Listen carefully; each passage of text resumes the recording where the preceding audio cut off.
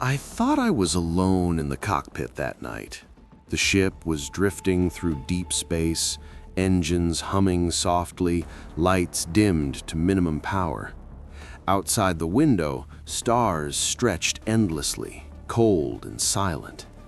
I had been awake for hours, sleep refused to come. Something felt wrong. Not danger, not fear, just a strange pressure in the air, like the universe itself was holding its breath. I checked the scanners again. No life signs, no incoming signals, no anomalies. And yet, I wasn't alone. I felt it before I saw it, a presence, close, too close. Slowly, I turned my head. She was standing behind me, silent, still, watching. My heart stopped.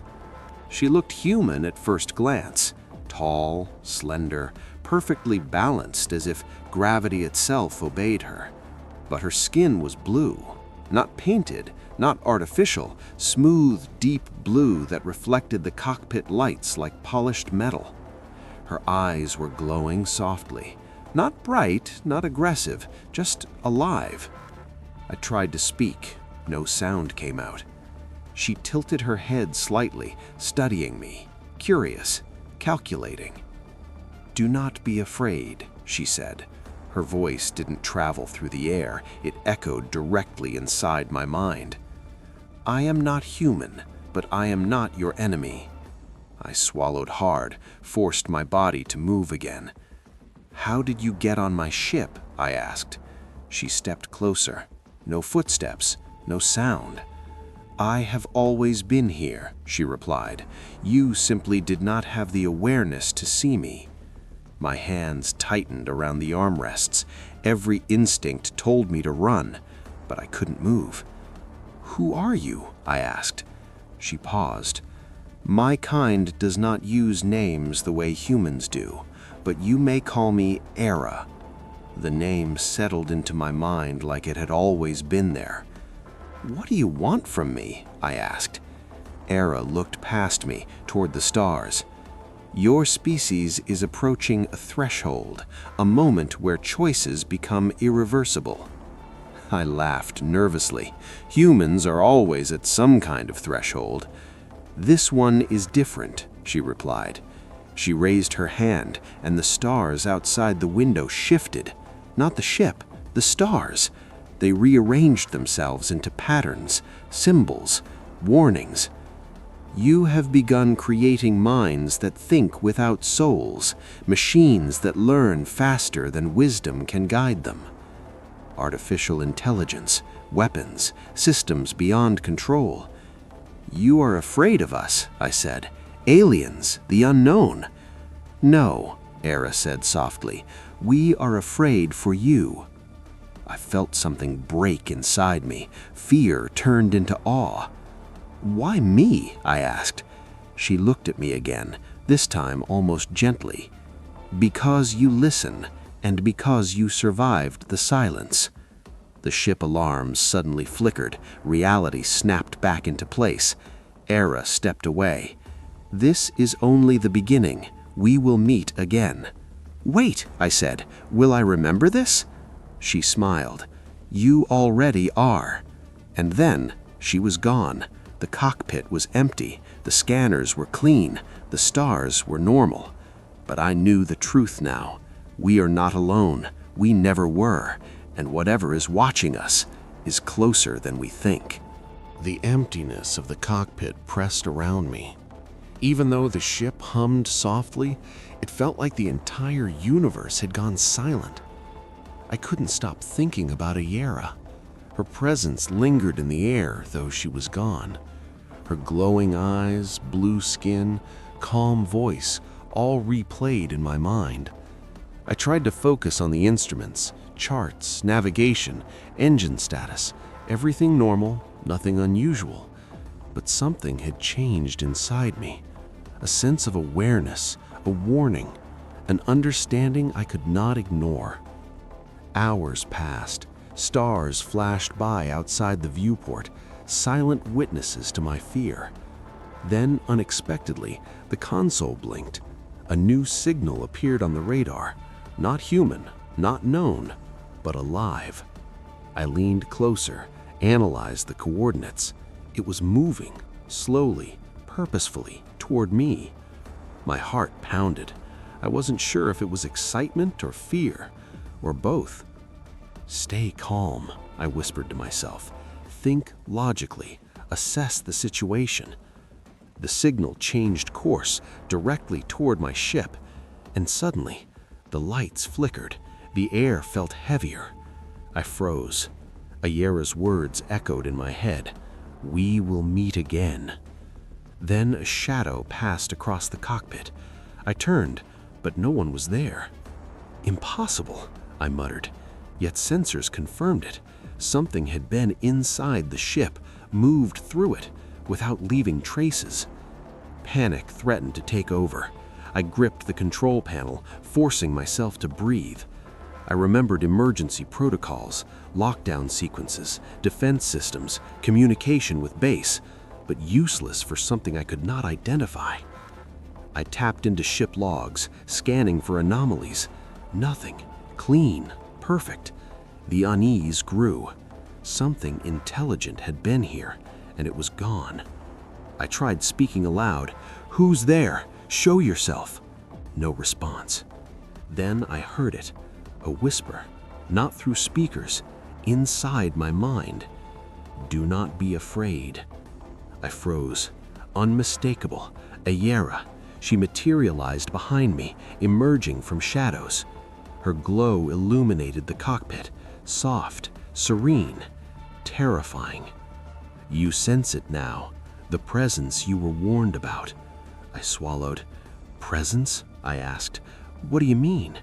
She gestured to the stars outside. They seemed alive, pulsing, communicating in a pattern I could not decode. "The galaxy watches," she said. "Some intervene, some observe. Every action has consequences." My mind raced. Consequences for humans? Her gaze pierced me.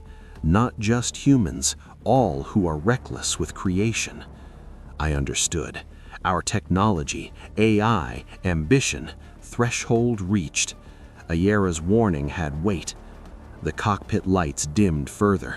She stepped closer, every movement graceful. "You must learn," she said softly, "and warn your kind before it is too late." I tried to speak. "My kind, we won't listen," I said, frustrated. She tilted her head. "Many will not, but some will, and they must." Silence fell. Her presence, her words, the warning, heavy. The ship shuddered slightly. She began to fade, like mist dissolving in morning light. "Remember," she whispered, "and choose wisely." Then she was gone, leaving me alone, but not really. Engines hummed differently, charged, foreboding, alive. I sat back, exhausted, heart racing, mind overwhelmed. One thing was clear: nothing would ever be the same again. The next days were surreal. I couldn't shake the feeling of being watched. Every system on the ship seemed alive. Every beep, every light, every hum had weight. I tried to sleep. My dreams were filled with stars rearranging, glowing blue eyes, whispers I couldn't ignore. Every attempt at normal communication with Earth felt hollow. Every word, every instruction, every protocol seemed distant, irrelevant. I explored the ship obsessively, checked every log, every hidden compartment, nothing unusual. Yet signs of intelligence lingered, traces subtle, invisible. Then came the message, not on screen, not through audio, inside my mind, clear, direct. "Prepare," it said. "They are coming." I didn't know who they were, humans, aliens, or something else entirely. The stars outside seemed to pulse, each flash, each light a signal I could not decipher. I tried writing it down, symbols, patterns, sequences. Nothing made sense. Fear grew. Era's presence had shifted, lingering in fragments, whispers, fleeting glimpses. I realized the universe itself felt alive, observing, testing, judging. The ship's engine hummed louder, lights dimmed again, shadows moved unnaturally. Then in the corner of my eye I saw it, a silhouette, gone before I could turn. The hum of consciousness, of intelligence beyond comprehension, filled the cockpit. I whispered to the stars, hoping for understanding. The stars remained silent, yet I felt a reply, subtle yet unmistakable. This was no longer just a ship, no longer just me. The boundaries between life and machine, observer and observed, were fading. The silence that followed was suffocating. Every system on the ship operated flawlessly, yet the air felt heavy, charged with something unseen. I kept thinking about Ayera, her warnings, her calm, her presence, impossible to forget. Then I noticed subtle changes in the ship. Lights flickered in patterns. Panels displayed strange sequences for just a fraction of a second. I blinked and they were gone. I began documenting everything, every hum, every blink, every anomaly. Patterns started to emerge. Slowly they formed sequences, almost like a language. My mind strained to interpret them. The symbols were alien, yet familiar in ways I couldn't understand. And then came the voice again, soft, clear, inside my mind. Do not panic. Observe. I realized it was guidance. Ayera's presence lingered as instruction, not just warning, but teaching. Hours merged into each other, my sense of time blurred. I was no longer sure if I was awake or dreaming. Then a new anomaly appeared, a figure outside the viewport, not fully visible, but unmistakable. Not human, not Ayera, something else entirely. I tried communicating, signaling, calling out. Nothing. The figure mimicked my actions, twisted, mirrored, always just outside reach. Fear surged through me. Every instinct screamed to flee, yet the ship refused to obey panic. The voice spoke again. Courage is not absence of fear. It is mastery over it. I realized I had no choice. Observation, patience, and understanding were the only path forward. The figure disappeared, leaving only faint residual energy, something I could feel but not see. The stars outside shimmered differently. I knew then that this journey had just begun. Everything I had known about space, about life, about intelligence was about to change. Ayera's last words echoed in my mind. Learn, observe, survive, then you will understand. I spent the next cycles analyzing the residual energy. It was alive in ways I had never imagined. Not organic, not mechanical, something in between. Every system on the ship seemed to respond to it. Lights pulsed, panels shimmered, the hum of engines shifted. I tried to communicate using standard protocols. Nothing. Then I whispered, unsure if it could hear me. I don't know what you are, but I want to understand. There was a response, not audible, not visual, a feeling, a presence, a consciousness. I realized that the universe itself was interacting with me through this anomaly. The stars outside blinked, rearranging subtly. Patterns became clearer, messages, warnings, guidance. I was not alone, but neither were my allies human. Intelligence beyond comprehension surrounded me. Suddenly, a flash of memory hit me. Era's lessons. Observe the patterns, listen to the silence, learn from the unknown. I followed these instincts. Every beep, every pulse, every flicker became information. I understood it gradually. This intelligence was testing me, evaluating my decisions, watching my fear and courage alike. And then, clarity. The patterns aligned. The anomaly's intentions became slightly clear. It was neither hostile nor friendly. It was aware, curious, observing. I realized that the survival would depend not on strength, but understanding, not on weapons, but perception. And as I stared at the stars, I knew that the universe had chosen me to witness and learn something beyond human comprehension. I thought it was over. The silence felt final, peaceful, almost comforting. But peace in space is always temporary. The ship's long-range scanner pulsed once, then again. A signal appeared where nothing should exist. No coordinates, no origin point, just a presence. I froze. This was different from Aera, different from the anomaly. This signal carried intent. I tried to ignore it. Bad idea. The cockpit lights dimmed automatically, as if the ship itself sensed danger. The stars outside began to distort, stretching like reflections on water.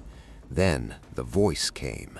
Not calm, not gentle, cold, ancient. "You have been observed," it said. Every muscle in my body locked. This voice did not feel curious, it felt judgmental. "Who are you?" I asked, forcing the words out. "We are the Watchers," it replied. "Not creators, not destroyers, evaluators." I remembered Aera's warning. Not all intelligences care about survival. "What do you want?" I asked. "To assess whether your species is worthy of continuation." My heart pounded. This wasn't contact. This was a test. The stars rearranged again, forming images, worlds burning, civilizations collapsing, machines ruling over lifeless planets. "Your kind creates faster than it understands," the Watcher said. "You mistake intelligence for wisdom." I thought of Earth, of humans, of choices made without consequences in mind. "We're learning," I said. "We're flawed, but we learn." Silence followed, heavy, unforgiving. Then the Watcher spoke again. "One voice does not represent a species." The pressure increased. The ship groaned softly, struggling against forces I couldn't see.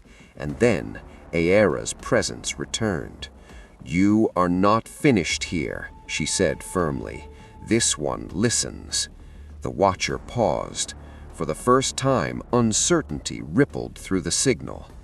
"Observation will continue. No verdict yet." The stars snapped back into place. The pressure vanished. The signal disappeared. I collapsed into my seat, shaking. Aera stood beside me once more. "This is why you were chosen, not to fight, not to conquer, but to speak when silence decides fate." I stared at the endless stars, realizing something terrifying. Humanity wasn't alone in the universe's judgment, and next time there might not be a voice left to defend us. After the Watchers vanished, nothing felt normal anymore. The silence no longer felt empty. It felt monitored. Every system on the ship worked perfectly, yet I sensed eyes everywhere.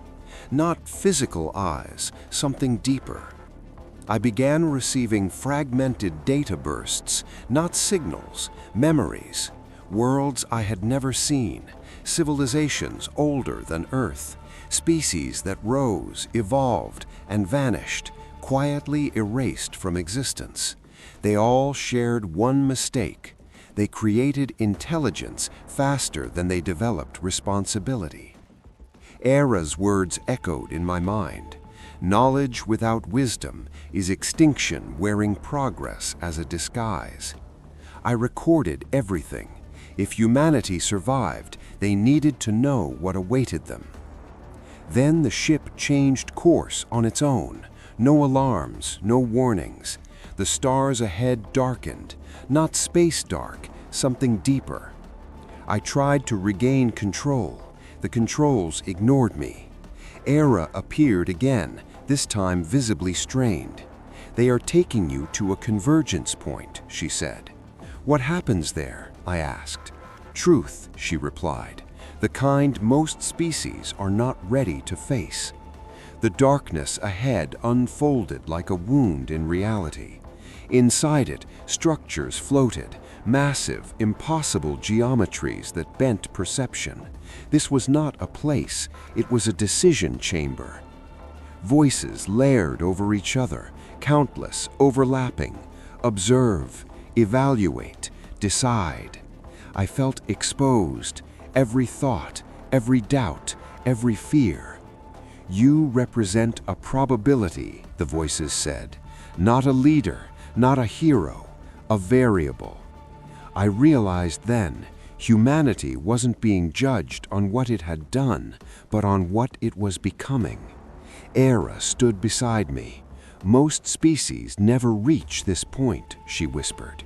"They failed before anyone speaks for them." The chamber reacted to my presence. Images of Earth appeared. Cities, children, machines learning faster than humans could teach them empathy. "You stand between acceleration and annihilation," the voices said. My chest tightened. This was never about survival. It was about direction. And suddenly the question shifted, not to humanity, to me.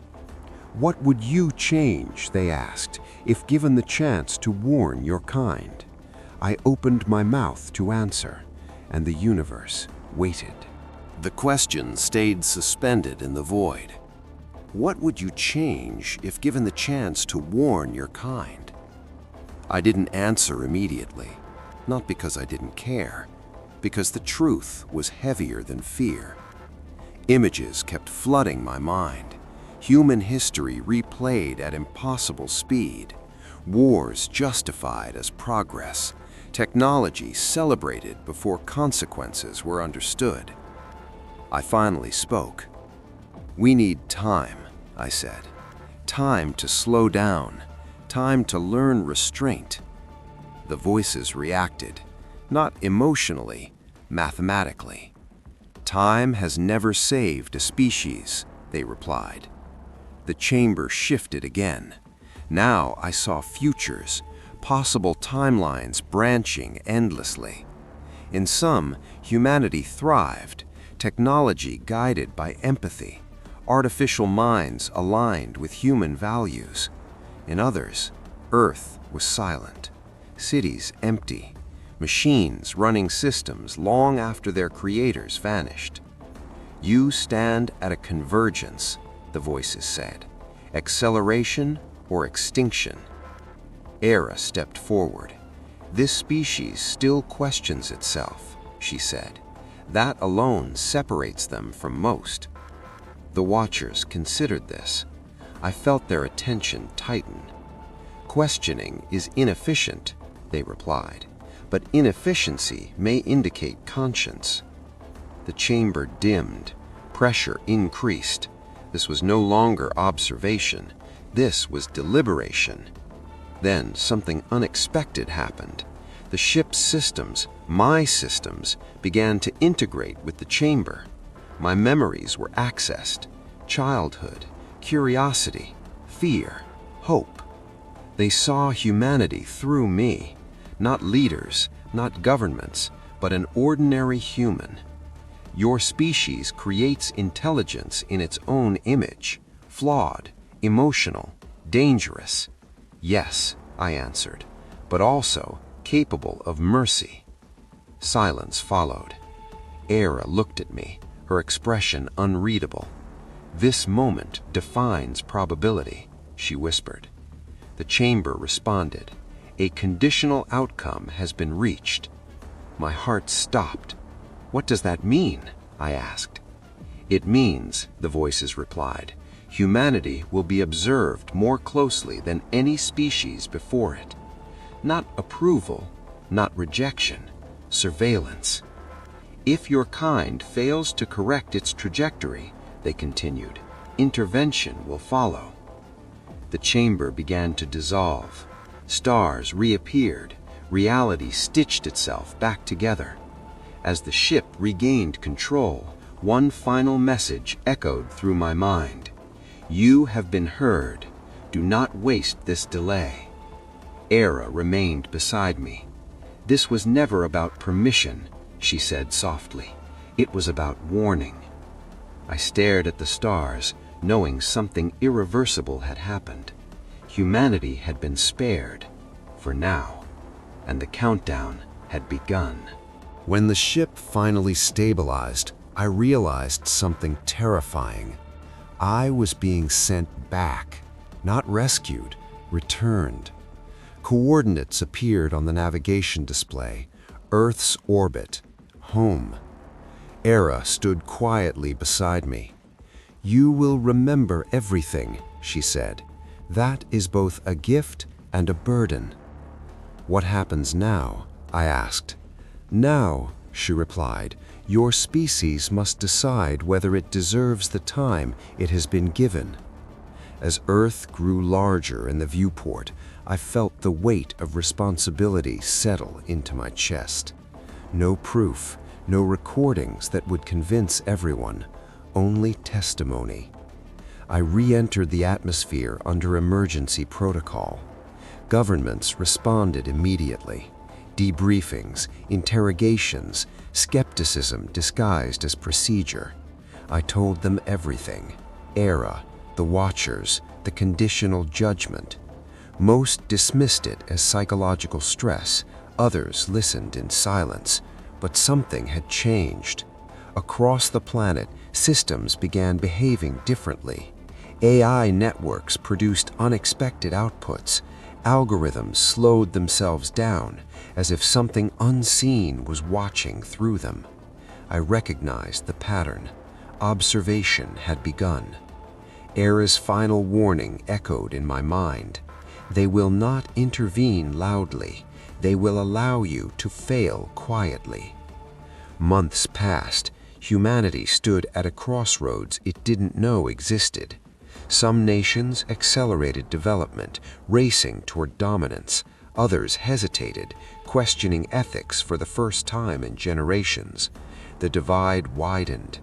I became an anomaly, a man claiming contact with intelligence beyond Earth. Some called me a prophet, others called me dangerous. Then the first consequence arrived. A global AI system made a decision no human authorized. Not hostile, not malicious, efficient. Entire infrastructures were shut down to prevent predicted future conflict. Lives were saved, but freedom was reduced. Panic followed. A message appeared simultaneously across restricted networks worldwide. One sentence, no signature. Observation continues. I knew then this was not punishment, this was pressure. Humanity was being tested under restraint.